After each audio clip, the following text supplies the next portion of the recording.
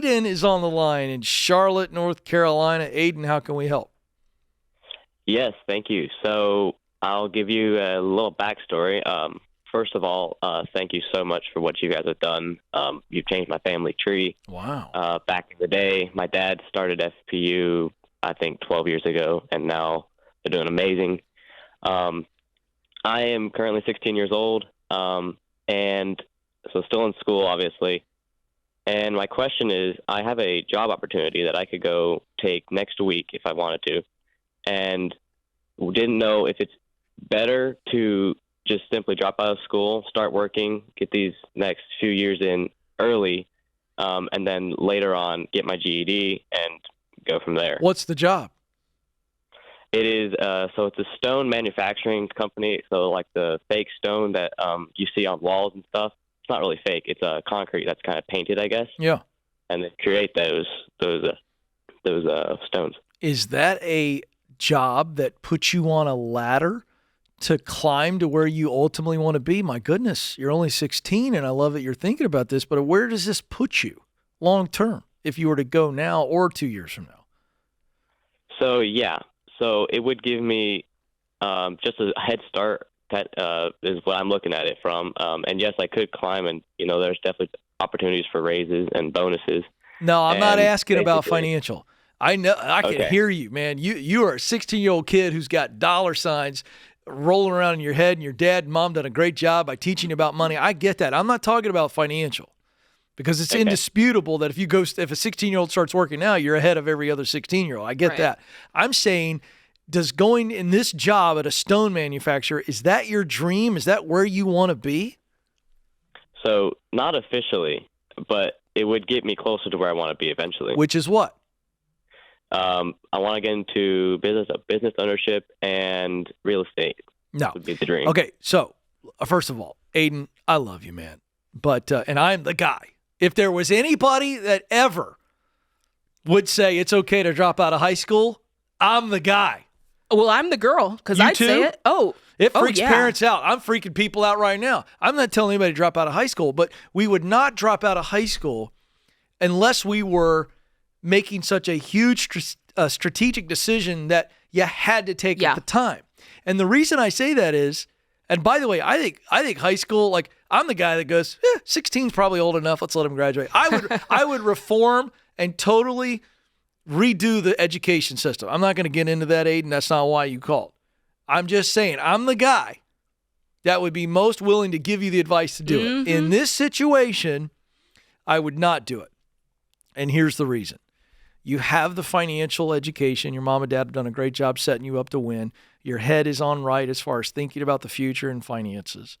But we live in a world still where there is a stigma, and there's stigmas on a lot of stuff. There shouldn't be stigmas, but there is a stigma on the GED. Yep. There just is.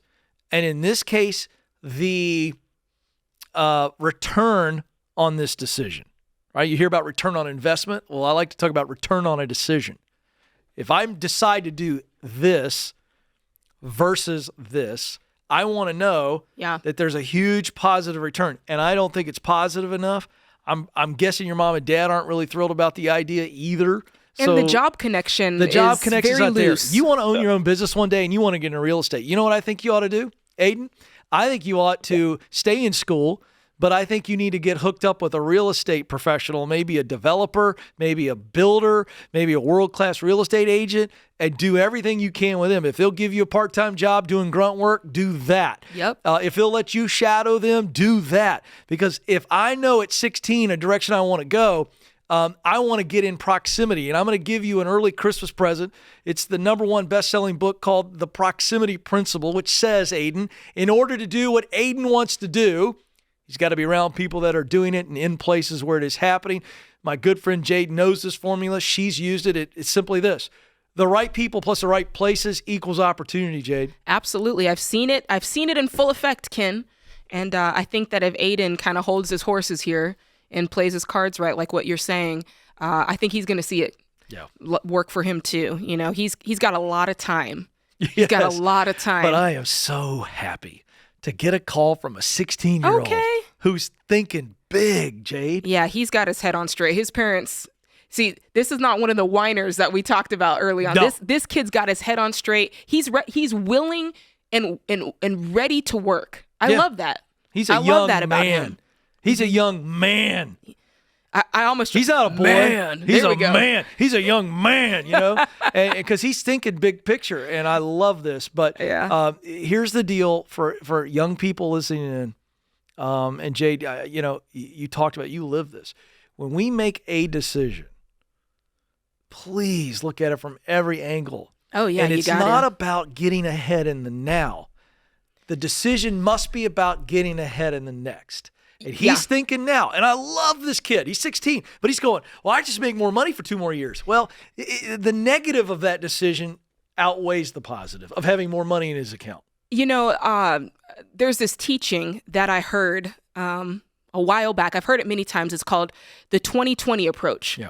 And back in Florida at our church, this couple used to come, Mac and Julie Richard, and their whole thing was parenting. And they used to teach 20/20 parenting, where it's parenting for the 20 minutes or 20 years. Oh, and that approach, that's it. That approach works in so many other ways. When you're thinking about career, when you're thinking about your money, it's so important to think about the 20/20 approach. Am I making this decision that's going to feel good for the next 20 minutes, that's going to be convenient for the next 20 minutes, or am I thinking about the next 20 years? That's 20/20. Thank you, Mac and Julie Richard. Wow. Lake Hills Church, Austin, She's Texas. Jade Warshaw. Now you know why I say she's fabulous. I'm Ken Coleman, and this is The Ramsey Show. Don't move.